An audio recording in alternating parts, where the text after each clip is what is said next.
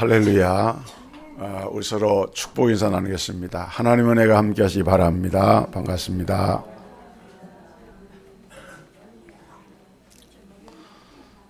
사람들이 자주 쓰는 말 중에 걱정도 팔자다 이런 말이 있습니다. 걱정을 너무 많이 하는 사람을 좀 조롱하는 말이죠. 걱정을 너무 많이 하다 보니까 그 사람은 걱정하는 것이 그 사람의 사주팔자에 기록이 되었다는 거죠. 그것은 이제 믿지 않는 사람들이 하는 말이고, 정말 감사할 조건이 많은 우리 예수 믿는 사람들은 감사를 해야 되는데 왜 걱정을 많이 할까요? 우리가 정말 감사할 일이 너무 많지 않습니까? 우리 몸에는 이 엔돌핀이라고 하는 게 있습니다. 이 엔돌핀은 우리 몸에서 발생하는 일종의 호르몬인데, 이 엔돌핀이 발생하게 되면은 우리 몸에 있는 병원균을 이렇게 제어하고 그것을 죽이는 그런 능력이 있다 그래요. 그래서 우리가 기쁘고 즐거운 마음을 가지고 살게 되면은 이렇게 엔돌핀이 나와 가지고 더 이렇게 힘든 일도 할 수가 있고 어려운 환경도 이겨낼 수가 있다는 겁니다. 근데 근래에 학자들이 연구 발표한 바에 의하면은 이런 엔돌핀보다도 무려 5,000배나 더 강한 이런 기적을 창조하는 물질이 우리 몸에서 나오는데, 이것이 뭐냐면 다이돌핀이라는 거예요.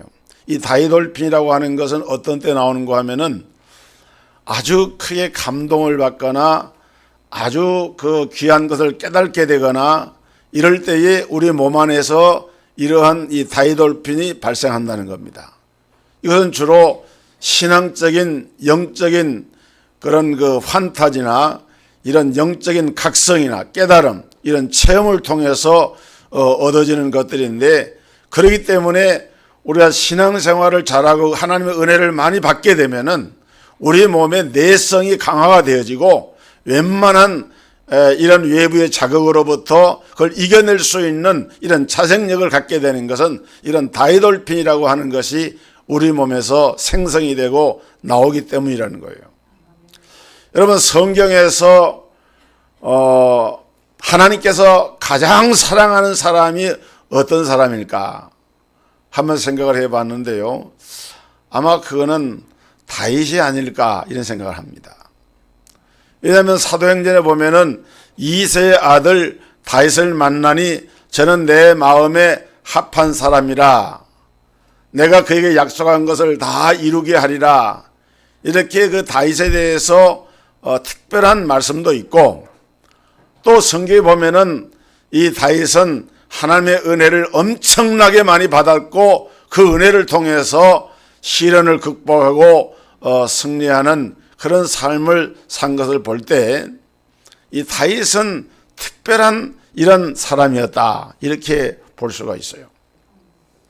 오늘 봉독한 이 본문은 다윗이 이스라엘의 왕으로 재임을 하면서 왕국을 건축하고 외적을 진압을 하고 나라를 안정을 시키고 이제는 모든 것이 태평성대인데, 그런데 다윗의 마음 한구석에 안타까운 것이 있었습니다. 그건 뭔가 하면은 여호와의 언약궤를 안치하는 성전을 지치를 못한 거예요. 그 여호와의 언약궤가 이렇게 장막 안에 천막 안에 머물러 있는데, 그래서 다윗은 마음 가운데 생각하기를 하나님의 성전을 짓고 그 언약궤를 그곳에 안치를 해야 되겠다. 그래서 다윗은 왕으로서 이제 여러 가지 분주한 가운데서도 그 마음을 가지고 기도하는 가운데 자기 자신도 하나님께 귀한 것을 갖다가 드렸고, 또 각 백성의 지파들도 하나님께 귀한 것을 갖다가 바치고 성전을 지을 수 있는 모든 것을 다 준비를 해가지고 성전을 지으려고 하는데, 하나님께서 다윗의 성전 짓는 것을 허락하지를 않으셨어요. 우리가 알아야 될 사실은 성전을 짓는 것이 얼마나 하나님이 기뻐하시는 일이겠습니까마는 그러나 그 성전 짓는 것도 아무나 할 수 있는 것은 아니라는 거예요. 여러분, 우리가 하나님의 교회를 섬기는 것도 하나님이 허락해 주시고 하나님 앞에 비품 하나를 드린 것도 하나님이 그런 은혜를 주셔야만 하는 것이지 아무나 할 수 있는 건 아닌 거예요. 하나님은 다윗이 전쟁터에서 피를 많이 흘리고 이런 전쟁을 많이 한 그 다윗의 그 칼에다가 피를 묻힌 사람을 통해서 성전 짓는 것을 이제 바라지 아니하셨습니다. 그래서 다윗은 그 아들 솔로몬을 통해서 성전을 건축해야 되는데, 비록 다윗이 자기 자신이 직접 성전을 짓지는 못하지만은 자기 아들을 통해서 성전을 짓지만은 하나님 앞에 모든 것을 준비해서 드리면서 다윗은 너무너무 감사했어요. 그것이 너무너무 기쁘고 감사해서 오늘 본문에 보면은 이 다윗의 감사하는 장면이 나오고 있습니다. 여러분, 근데 이 다윗의 감사의 특징은 뭔가 하면은, 다윗의 감사는 그 자체가 바로 다윗에게 있어서 하나의 능력이었다 하는 거예요. 여러분, 감사라고 하는 것은 병을 고치고 기적이 나타나고 능력만 행하는 것이, 그것이 능력이 아니라 다윗과 같은 환경 속에서 우리가 하나님 앞에 감사할 수 있다고 하는 그 자체도 그것이 바로 그의 능력이 된다는 사실인 것입니다. 오늘 추수감사주의를 맞으면서 다윗의 감사가 어떤 감사인가를 찾아보면서 우리 성도들에게도 이런 다윗과 같은 감사의 능력이 임하기를 주님의 이름으로 축복합니다. 첫째로 다윗은 하나님께 찬송과 영광으로 감사를 돌렸습니다. 오늘 본문 10절에 보니까 다윗이 하나님 앞에 이렇게 기도하고 있습니다. 다윗이 온 회중 앞에서 여호와를 송축하여 가로되, 우리 조상 이스라엘의 하나님 여호와여, 주는 영원히 송축을 받으시옵소서. 다윗은 하나님을 찬송하고 다윗은 하나님께 영광을 돌렸습니다. 오늘 추수감사주의를 맞으면서 이 추수감사절에 가장 중요한 감사가 무엇인가? 그것은 바로 우리가 우리의 입술의 열매인 찬송을 하나님께 드리면서 하나님께 영광을 돌리는 예배를 드리는 이 일이야말로, 이것이 바로 하나님께 돌려드리는 진정한 감사가 된다는 말씀인 것입니다. 오늘 다윗은 11절에도 이렇게 고백을 합니다. 여호와여, 광대하심과 권능과 영광과 이김과 위엄이 다 주께 속하여 사오니 천지에 있는 것이 다 주의 것이로소이다. 여호와여, 주권도 주께 속하여 사오니 주는 높으사 만유의 머리심이니이다 하고 찬양과 영광을 돌리고 있습니다. 이 다윗이 고백하는 이 찬양과 영광의 고백의 주된 내용은 뭐냐 그러면은, 모든 것이 다 주님의 것입니다. 이 고백이에요. 모든 것이 다 주님의 것입니다. 내 생명도 주님의 것이요, 내 재산도 주님의 것이요, 사람이 천하게 되거나 또는 귀하게 되거나 주권이나 재산이나 생명이나 재능이나 성공이나 실패나 강함이나 약함이나 이 모든 것이 다 주님의 손에 있사오니 주님은 만유의 주가 되십니다. 이렇게 고백을 하고 있는 거예요. 그런데 우리는 어떻습니까? 모든 것이 다 내 것입니다. 내 생명도 내 것이요, 내 건강도 내 것이요, 내 재산도 내 것이요, 내 자녀도 내 것이요, 내 사업도 내 것이요, 내 것이라고 하는 이런 착각 속에서 우리가 살고 있다는 거예요. 그런데 다윗은 달랐어요. 하나님의 것입니다. 주님의 것입니다. 주님은 만유의 머리가 되십니다 하면서 모든 영광과 경배와 찬송을 하나님께 돌리고 있는 것입니다. 다윗이 어떻게 이런 위대한 고백을 할 수 있었습니까? 그것은 바로 다윗의 찬송의 능력이 있었습니다. 여러분 시편을 보면은 시편 150편 가운데 74편의 시가 다윗의 시입니다. 다윗의 표저에 다윗의 시라고 나와 있어요. 절반이 다윗이 기록한 시예요. 여러분 그 다윗이 기록한 시를 보면은 시라고 하는 것은 이게 사실은 찬양이거든요. 우리는 글자로 활자로 기록된 그 시를 읽지만은 히브리인들은 이 시를 그냥 읽는 것이 아니라 예전에 우리 어른들이 시조를 이렇게 노래하듯이 이 시는 바로 노래예요. 찬양 가사예요. 하나님을 찬양을 하는 거예요. 다윗에게는 하나님을 찬양하는 것이 너무도 귀하고 너무도 감사한 그 마음의 표현이 찬양으로 나타났어요. 그래서 다윗은 궁정에다가 궁정 찬양대를 조직을 합니다.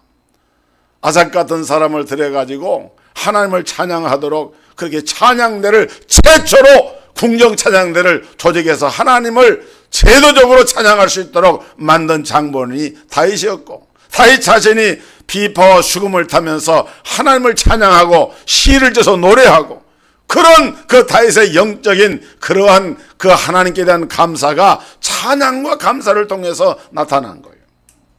오늘 사랑하는 성도 여러분, 목동에 불과했던 소년 다윗이 이스라엘의 왕이 되고 40년 동안 나라를 다스리면서 시편 50편 23절에 보니까 감사로 제사를 드리는 자가 나를 영화롭게 하나니 그 행위를 옳게 하는 자에게 내가 여호와의 영광과 구원을 보이리라.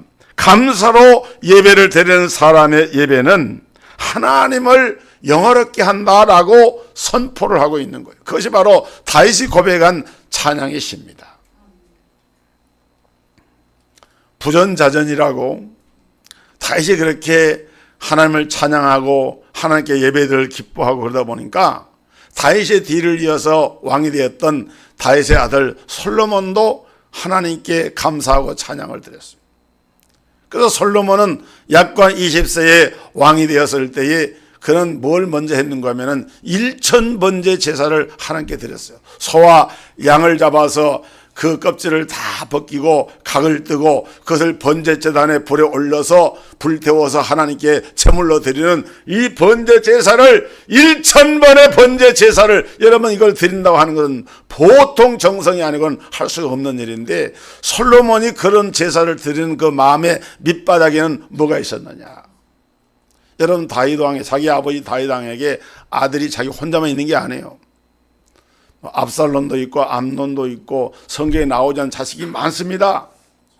그런데 그런 아들들을 다 제쳐두고 어떻게 보면 신분으로 볼 때는 사실 솔로몬은 그렇게 자랑스러운 그런 혈통의 그런 신분이 할 수 없고 자기 아버지 이 아들이긴 하지만은 그렇지 않습니까? 그런데 솔로몬이 생각할 때 이렇게 비천한 나를 하나님이 택하셔서 나라의 왕을 삼으시고 이런 은혜를 내게 베풀어 주셨는데 그 은혜가 너무 감사하다. 그 감사한 그 마음을 하나님 앞에 예배로 제물로 정성을 다해서 이렇게 하나님을 예배하고 있는 것을 볼 수가 있는 것입니다.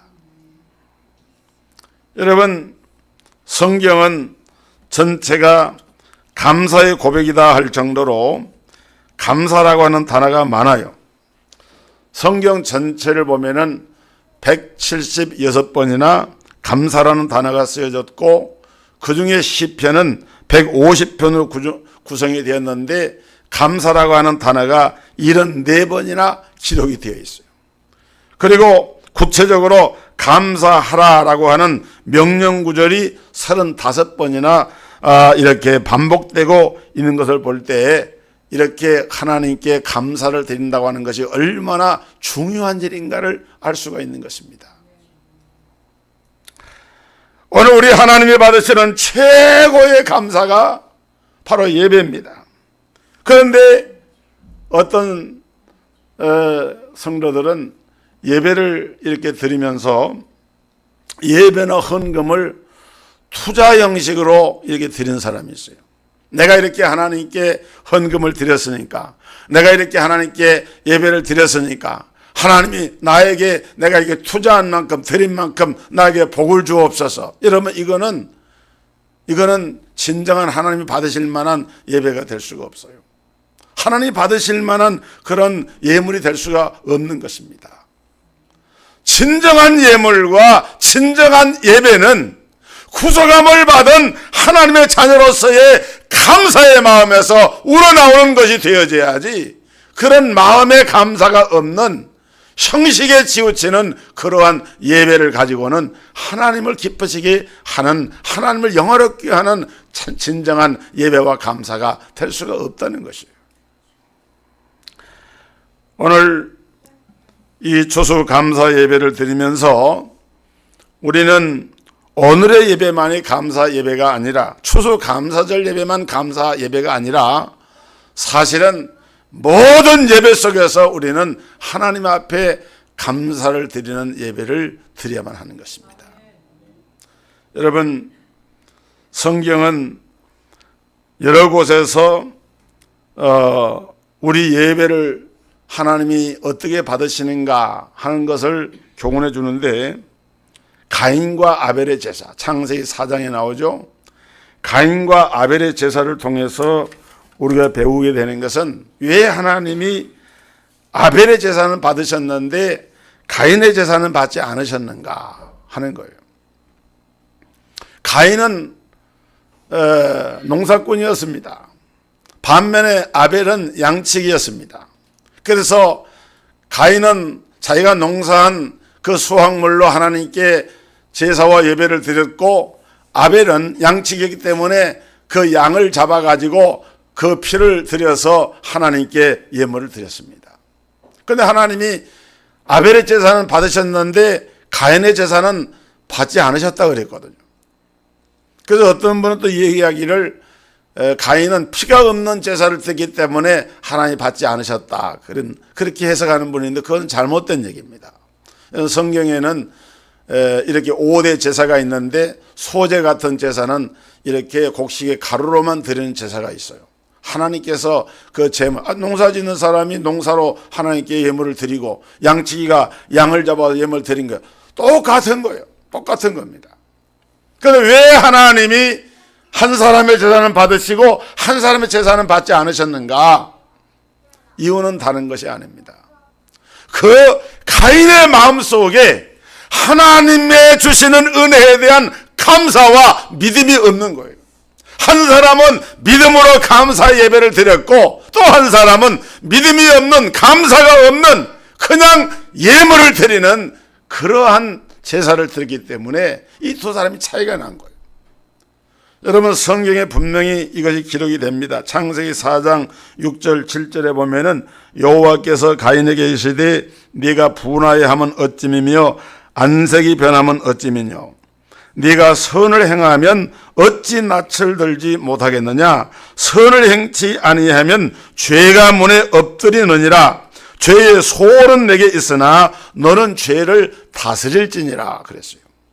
그러니까 여기 가인의 그 영적인 내면의 상태가 잘 드러나 있는데, 가인은 이렇게 하나님을 마음에 두지 않고 형식적인 제사는 드리지 모르지만은 마음에 감사가 없는 거예요. 하나님을 향한 진정한 믿음을 갖지 못했기 때문에 하나님은 그 예배를 받지 않으신 거예요. 여러분, 요한복음에 보면은 예수님께서 유월절을 이제 앞에 두고, 십자가 죽음을 앞에 두고 한 여인이 식사하시는 예수님께 아주 소중한 그 옥합에 들어있는 이 향유를 이렇게 부어서 예수님의 장사됨을 예비할 때에 제자들이나 주변 사람들이 왜 이걸 허비하느냐 하고 이 여인을 향해서 책망을 하고 비난했지만은 예수님께서는 가만두어라, 이런데 장사를 위하여서 좋은 일을 행했다, 복음이 전파되는 곳에는 이 여인의 행한 일도 증거되게 하리라 라고 하면서 예수님이 그걸 굉장히 귀하게 여기신 걸 볼 수가 있어요. 물론 그 향유는 값으로 쳐도 엄청나게 비싼 값입니다. 그 향유가 비싸서 그렇기도 했지만은 중요한 것은 그 향유가 가격이 비싸고 이렇게 고급 향료라서만 그런 것이 아니라 중요한 것은 그렇게 소중한 향료를, 이렇게 소중하게 귀하게 자기가 모아온 그 향료를 이 여인은 예수님의 머리에부터 쏟아서 자기 머리털로 발을 씻기면서 그렇게 한 것은 바로 이제 며칠이 있지 아니하면은 예수님이 십자가 죽으실 것인데 어떤 그 영감을 받은 거죠. 너무 주님의 은혜에 감사해서 죄사함 받고 구원을 받았는데 그 주님에 대해서 내가 어떻게 감사를 할까 하다 보니까 자기가 있는 것 전 재산과 같은 이 향료의 옥합을 부어서 주님의 장사됨을 예비를 한 거예요. 이것이 뭡니까? 그 안에 감사의 마음이 있기 때문에 일을 할 수가 있었던 거예요. 사랑하는 성도 여러분, 오늘 다윗이 하나님 앞에 감사의 찬양과 영광을 돌려드렸던 것처럼, 아벨의 제사가 하나님 앞에 상달되어졌던 것처럼, 옥합을 깨뜨려 드리는 여인의 향기로운 그 제사가, 향기로운 그 예물이 주님 앞에 드려졌던 것처럼 우리 성도들의 그 마음의 재단에서 여러분이 주님을 향한 그런 진정한 감사와 영광과 믿음을 하나님 앞에 드리시고 다윗처럼 주님 앞에 영광 돌리는 우리 성도들이 되기를 주의 이름으로 축복합니다. 그것이 우리가 이 감사에 드려야 될 예배입니다. 두 번째로 다윗의 감사는 감사의 대상을 바로 확실하게 알고 드린 감사였습니다. 13절에 보면은 우리 하나님이여 이제 우리가 주께 감사하며 주의 영화로운 이름을 찬양하나이다 그랬습니다. 다윗은 감사할 대상이 여호와 하나님이시다 하는 것을 분명하게 인식을 하고 하나님께 여호와께 감사를 드렸습니다. 여러분, 감사의 대상이 조상인 사람도 있고 감사할 대상이 천지신명인 사람도 있고 감사할 대상이 어떤 자연물인 사람도 있고, 세상에 보면은 감사를 표현을 할 때에 하나님이 기뻐하지 아니하시는 그런 형태로 감사의 대상을 찾아서 감사하는 사람들이 있어요. 그런데 오늘 성경은 분명하게 말씀합니다. 우리가 감사해야 될 대상은 창조주 하나님이시고 우리의 구속주이신 우리 주 예수 그리스도의 아버지이신 성부와 성자와 성령 삼위 하나님께만 온전한 감사와 영광을 돌려야 된다.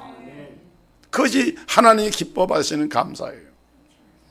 여러분, 다니엘서 6장에 보면은 다리오 왕이 인도로부터 구사에 이르기까지 137도를 다스리는 거대한 왕국을 건설하고 그 왕국을 세 구역으로 나눠서 세 사람의 총리를 세우는데 그 중에 한 사람이 다니엘이었습니다. 다니엘은 성경에 보니까 마음이 민첩하고 그래서 총리들과 방백들 위에 뛰어남으로 하나님이 그를 세워서 전국을 다스리게 하고자 했다 그랬어요. 그러니까 저 포로민에 온 청년이 성장해가지고 이제 그 주권 국가의 왕의 총애를 받아가지고 세 사람의 총리 가운데 한 사람만 되는 것도 눈꼴 사나워서 못 보겠는데 세 총리 중에도 으뜸을 삼으려고 하니까 그 총리와 방백들이 그걸 시기하는 마음이 일어나가지고 어떻게 하면은 이 다니엘을 모함을 해서라도 끌어내릴 수가 있을까. 근데 아무리 봐도 다니엘은 청렴결백하고 뭐 이렇게 흠잡을 만한 것이 없어요. 그런데 한 가지 딱 있다면은 다니엘이 하루에 3차례씩 유대인들이 하는 습관을 따라서 꼭 그 하나님 여호와께 기도를 드리는데 저걸 빌미로 해가지고 좀 이렇게 흠집을 내야 되겠다. 그리고 일부러 이 다니엘을 모함을 하기 위해서 다리오 왕 앞에 가서 이렇게 얘기를 했어요. 다리오 왕이여 만세수를 하옵소서. 이 땅의 모든 백성들이 다 왕을 경외하고 존경하는데 앞으로 30일 동안 기한을 정해두고 왕 외에 다른 신이나 누구에게라도 뭔가를 기도하거나 구하는 사람이 있으면 그 사람은 사자굴에다가 던져 넣기로 이렇게 문서를 만들어서 조서를 만들어서 거기에 왕의 도장을 찍어서 전국에 방을 내리게 하옵소서. 여러분, 왕이 다니엘을 잡으려고 하는 줄 몰랐죠. 보니까 신하들이 자기를 존경하고 왕을 이렇게 높이는 일인데 싫어할 일이 없잖아요. 그래서 왕이 그렇게 해라. 그래서 이제 그 조서를 만들어서 전국 방화국에 다 이제 붙였습니다. 그리고 이제 다니엘이 어떻게 하는가 보는 거예요. 근데 다니엘은 이게 누굴 잡으려고 하는 거예요? 자기 잡으려고 하는 거 알죠. 그런데 다니엘서 6장 10절에 보니까 다니엘이 이 조서에 왕의 그 의인이 찍힌 줄을 알고도 예루살렘을 향한 창문을 열어놓고 무릎을 꿇고 감사하며 그 하나님께 기도하였더라 그랬습니다. 여러분, 웬만한 사람 같으면은 30일이니까 기간도 정해져 있으니까 하나님 이해하시죠? 제가 한 달 동안만 좀 기도를 쉬겠습니다 한다든지, 아니면은 기도를 하더라도 그냥 몰래 골방에 들어가서 하면은 그 보지 못하면 증거가 없으니까 그 그냥 넘어갈 수도 있잖아요. 그런데 성경에 보니까 성경에 기록된 그대로 예루살렘을 향한 창문을 열어놔. 언제나 그는 그렇게 기도했으니까. 왜냐하면은 예루살렘은 하나님의 성전이 있는 것이고 그 성전은 여호와께서 임재하시는 것인데 그것을 바라보면서 무릎을 꿇고 감사하면서 누구에게 기도를 해요? 그 하나님께 기도를 한 거예요. 그러니까 그걸 딱 이제 지켜보고 있던 사람들이 다니엘이 이렇게 왕의 금령을 어기고 기도를 했습니다. 그러니까 왕의 금령은 아무리 다니엘을 총애하고 사랑하지만은 또 다른 신하들의 눈이 있고 왕이 내린 이런 금령이니까 왕도 변기할 수가 없는 거예요. 그래서 다니엘을 사자굴에 던져 넣어라. 그 성경에 보면은 그날 밤에 왕이 한숨도 자지 못하고, 우리로 말하면 철야 기도를 한 거예요. 그러고는 새벽에 일찍이 가서 다니엘을 살았는가 죽었는가 봤는데, 놀라운 것은 사자굴에 던져졌던 다니엘이 사자밥이 된 것이 아니라 사자들이 입을 딱 봉해가지고 다니엘이 푹신푹신한 사자 털에 딱 앉아가지고는 그렇게 있는 거예요. 여러분, 나중에 다니엘을 이 살아있는 모습을 본 다리오 왕이 뭐라고 얘기한 줄 압니까? 내가 이제 조서를 내리노라. 내 나라 관할 아래 있는 사람들은 다 다니엘이 하나님 앞에서 떨며 두려워할지니 그는 사시는 하나님이요 영원히 변치 않으실 자시며 그 나라는 망하지 아니할 것이요 그 권세는 무궁할 것이며 그는 구원도 하시며 건져내기도 하시며 하늘에서든지 땅에서든지 이적과 기사를 행하시는 자로서 다니엘을 구원하여 사자의 입에서 벗어나게 하셨습니다. 너희는 다니엘의 하나님을 찬송해라. 할렐루야. 여러분, 다리오 왕은 저 파사 제국의 왕입니다. 이스라엘 사람이 아니에요. 이방 나라의 왕이었지만은 다니엘이 하나님을 찬양하고 하나님께 경배하고 감사하는 그 모습을 보면서 왕까지도 그 마음을 돌이켜서, 근데 놀라운 것은 그 다니엘을 고함하고 모함하고 고소했던 사람들, 그 집안 일족을 다 잡아다가 사자굴에 던져 넣게 했어요. 그랬더니 그들의 발이 땅에, 성경에 있는 그대로 발이 땅에 떨어지기 전에 사자가 입을 벌려서 그들의 뼈를 다 으스러뜨렸다 그랬어요. 이것이 여러분, 살아계신 하나님을 예배하는 자들에게 주시는 하나님의 은혜요 축복인 줄 믿으시길 바랍니다. 다니엘은 그런 믿음을 가졌던 거예요. 여러분, 오늘 다윗은 정직한 마음으로 하나님께 제물을 드리면서 감사를 드렸습니다. 오늘 본문 14절에 보니까 나의 백성이 무엇이간데 나와 나의 백성이 무엇이간데 이처럼 즐거운 마음으로 드릴 힘이 있었나이까. 모든 것이 주께로 말미암아 사오니 우리가 주의 손에서 받은 것으로 주께 드렸을 뿐이니이다. 17절에 보면은 나의 하나님이여 주께서 마음을 감찰하시고 정직을 기뻐하신 줄 내가 아나이다. 내가 정직한 마음으로 이 모든 것을 줄거이 드렸사오며 이제 내가 또 여기 있는 주의 백성이 주께 줄거이 드린 것을 보니 심히 기쁘도소이다. 다윗은 자기만 드린 게 아니라 자기가 다스리던 그 백성들이 하나님께 이렇게 정성을 다해서 드린 것을 보면서 그게 너무 기쁜 거예요. 그래서 다윗은 이것을 감사한 거예요. 여러분, 우리 하나님의 자녀된 성도들은 세상이 갖지 못한 능력인데 그것은 드리면서 오히려 감사하고 기뻐하고 즐거움으로 드릴 수가 있다는 것입니다. 꼭 많은 것을 드리라는 것이 아닙니다. 여러분의 마음속에 우리가 이 감사주의를 맞으면서 적은 예물을 드린다 할지라도 여러분의 마음속에 정말 하나님의 이 구속의 은혜에 대한 감사의 마음이 넘쳐나서 부족하지만 연약하지만 내가 주님 앞에 이것을 드릴 수 있어서 너무너무 감사합니다. 여러분, 그 마음이 인색한 마음이 아니라 즐거운 마음이 있기를 주의 이름으로 축원합니다. 여러분, 다윗의 감사는 하나님께 찬양과 영광을 돌리는 감사였습니다. 다윗의 감사는 감사할 대상을 정확하게 알고 오직 하나님께만 드리는 감사였습니다. 다윗의 감사는 모든 것이 다 주께로부터 온 것임을 알고 하나님 앞에 정직한 마음으로 즐거운 마음으로 이것을 드리면서 하나님께 영광을 돌리는 감사였습니다. 오늘 이 은혜가 여러분과 여러분의 가정에 임하기를 주님의 이름으로 축복합니다. 하나님 감사합니다.